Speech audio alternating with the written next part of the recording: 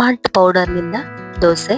ಇದಕ್ಕೆ ಮಿಕ್ಸಿ ಬೇಡ, ಕೇವಲ 2 ಕಪ್ ಮಾಲ್ಟ್ ಪೌಡರ್ ಇದ್ರೆ ಸಾಕು. ಇಷ್ಟು ಮೃದುವಾಗಿ ರುಚಿಯಾದ ಮತ್ತು ಪೌಷ್ಟಿಕ ದೋಸೆ ಮಾಡಬಹುದು ಎಂದು ನಿಮಗೆ ಗೊತ್ತಿತ್ತಾ?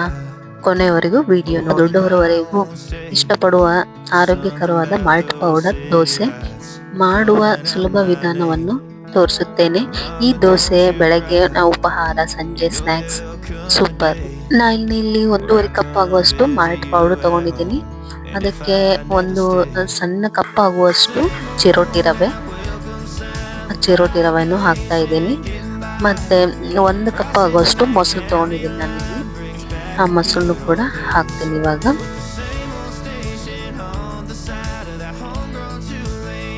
ಮೊಸರು ಹಾಕಿದ ತಕ್ಷಣ ಅದೇ ಕಪ್ಗೆ ಸ್ವಲ್ಪ ನೀರು ತಗೊಂಡು ನಾವಿಲ್ಲಿ ಮಾಲ್ಟ್ ಪೌಡರ್ನ ಇನ್ನ ಜಾಸ್ತಿ ಹಾಕಿಲ್ಲ. ನೋಡ್ಕೊಂಡು ಸ್ವಲ್ಪನೇ ನೀರು ಹಾಕಬೇಕು. ನೋಡಿ, ನಾನು ಅದೇ 1 ಕಪ್ಪಲ್ಲಿ ನೀರು ಹಾಕ್ತಾ ಇದ್ದೀನಿ. ಇದನ್ನು ಕೂಡ ಇವಾಗ 1 ಸ್ಪೂನ್ ತಗೊಂಡು ನೀಟಾಗಿ ಕಲಿಸ್ಬೇಕು. ಹಿಟ್ಟನ್ನು ತುಂಬಾ ತೆಳುವಾಗಿ ಕಲಿಸ್ಬಾರ್ದು, ತುಂಬಾ ಗಟ್ಟಿಯಾಗಿ ಕಲಿಸ್ಬಾರ್ದು. ದೋಸೆ ಹಿಟ್ಟಿನ ಹದಕ್ಕೆ ಇಲ್ಲಿ ನಾವು ಹಿಟ್ಟನ್ನ ಕಲಿಸ್ಬೇಕು. ಇವಾಗ ಹಿಟ್ಟ ಕಲಸಿದ ತಕ್ಷಣ ಇದನ್ನ ಒಂದು 10 ರಿಂದ 15 ನಿಮಿಷ ನೆನೆಲಿಕ್ಕೆ ಬಿಡಬೇಕು. ಬಟ್ ನಾನಿಲ್ಲಿ ನಿಮಗೆ ಯಾವ್ದು ಇಷ್ಟ, ಯಾವ ಸೊಪ್ಪು ಇಷ್ಟ, ಇಲ್ಲ ಯಾವ ತರಕಾರಿ ಇಷ್ಟ ಅದನ್ನೆಲ್ಲ ಹಾಕೋಬಹುದು. ನಾನಿಲ್ಲಿ ಮತ್ತೆ ಸ್ವಲ್ಪ ನೀರು ಹಾಕಿ ಕಲಿಸ್ತಾ ಇದ್ದೀನಿ. ನೋಡ್ತಾ ಇರ್ಬೋದು ನೀವು.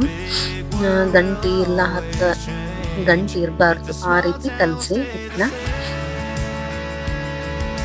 ಮತ್ತೆ ಚಿಕ್ಕ ಮಕ್ಕಳಿಗೂ ಚೆನ್ನಾಗಿರುತ್ತೆ, ಟೇಸ್ಟಿಯಾಗಿರುತ್ತೆ, ಆರೋಗ್ಯಕ್ಕೂ ತುಂಬ ಒಳ್ಳೆಯದು.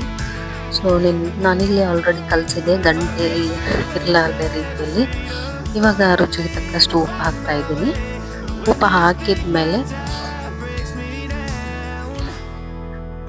ನಾನಿಲ್ಲಿ ಮತ್ತೆ ಇದನ್ನ ಮಿಕ್ಸ್ ಮಾಡ್ತಾ ಇದ್ದೀನಿ, ಅಂದರೆ ಉಪ್ಪು ಕರಗಲಿ ಅಂತ. ಮಿಕ್ಸ್ ಆದ ತಕ್ಷಣ ಸ್ವಲ್ಪ ಬಿಡಬೇಕು. ನಾನೊಂದು ಸ್ವಲ್ಪ ಹೊತ್ತು ಬಿಟ್ಟಿದ್ದೀನಿ. ಬಿಟ್ಟಾದ್ಮೇಲೆ ಇದಕ್ಕೆ ಇವಾಗ ಕರಿಬೇವು ಹಾಕ್ತಾ ಇದ್ದೀನಿ. ಕರಿಬೇವು ಹಾಕಿ ನಾನಿಲ್ಲಿ ಸಬ್ಬಸಿಗೆ ಸೊಪ್ಪನ್ನ ಯೂಸ್ ಮಾಡ್ತಾ ಇದ್ದೀನಿ. ಒಂದು ಈರುಳ್ಳಿ, ಅಂದರೆ 1-2 ಹಸಿಮೆಣಸಿನ್ಕಾಯಿ ಮತ್ತೆ ನಾನು ಸಬ್ಬಸಿಗೆ ಸೊಪ್ಪನ್ನ ಚೆನ್ನಾಗಿ ತೊಳೆದು ಇದಕ್ಕೆ ಹಾಕ್ತಾ ಇದ್ದೀನಿ. ನಿಮ್ಗೆ ಯಾವ ತರ ತರಕಾರಿ ಇಷ್ಟ ಆಗುತ್ತೋ ಅದನ್ನೆಲ್ಲ ಹಾಕೋಬಹುದು. ನನ್ಗಿಲ್ಲಿ ಸಬ್ಬಸಿಗೆ ಸೊಪ್ಪು ಸಿಕ್ತು, ಅದಕ್ಕೋಸ್ಕರ ಸಬ್ಬಸಿಗೆ ಸೊಪ್ಪು ಹಾಕ್ತಾ ಇದ್ದೀನಿ ಇಲ್ಲಿ ನಾನು. ಸಬ್ಬಸಿಗೆ ಸೊಪ್ಪು ಹಾಕಿ ಸ್ವಲ್ಪ ಕೊತ್ತಂಬರಿ ಸೊಪ್ಪು ಅದನ್ನು ಕೂಡ ಹಾಕಿದೆ. ಇವಾಗ ಮಿಕ್ಸ್ ಮಾಡ್ತಾ ಇದ್ದೀನಿ.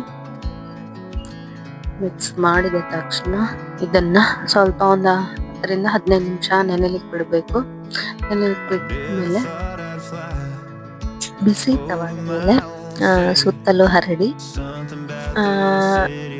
ಮಧ್ಯಮ ಉರಿಯಲ್ಲೇ ಇದನ್ನ ಬೇಯಿಸ್ಬೇಕು. ತುಪ್ಪನಾದ್ರೂ ಹಾಕೊಳ್ಳಿ, ಇಲ್ಲ 2 ಸ್ಪೂನ್ ನಾನು ಆಯಿಲ್ ಹಾಕಿದ್ದೀನಿ. ಹಾಕೊಂಡು ಇದನ್ನ ಮಧ್ಯಮ ಉರಿಯಲ್ಲಿ ಬೇಯಿಸ್ಬೇಕು. ಮಧ್ಯಮ ಉರಿ ದೋಸೆ ಬೆಂದಾದ್ಮೇಲೆ ನೆಕ್ಸ್ಟು ಇದನ್ನ ತಿರುಗಿ ಹಾಕಬೇಕು.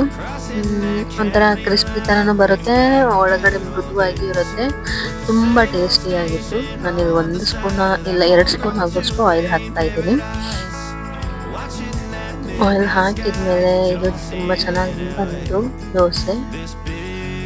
ಈ ದೋಸೆ ಜೊತೆಗೆ ಕೊಬ್ಬರಿ ಚಟ್ನಿ ಮತ್ತೆ ಸಾಂಬಾರ್ ತುಂಬಾ ಚೆನ್ನಾಗಿರುತ್ತೆ. ನಾನು ಇಲ್ಲಿ ಮೊಸರು ಚಟ್ನಿ ಮಾಡಿದ್ದೀನಿ, ನಮ್ಮ ಉತ್ತರ ಕರ್ನಾಟಕ ಸ್ಪೆಷಲ್ ಮೊಸರು ಚಟ್ನಿ. ಅದನ್ನು ಕೂಡ ನೆಕ್ಸ್ಟ್ ವಿಡಿಯೋದಲ್ಲಿ ತೋರಿಸ್ತೀನಿ ಯಾವ ರೀತಿ ಬಂದಿದೆ ಅಂತ.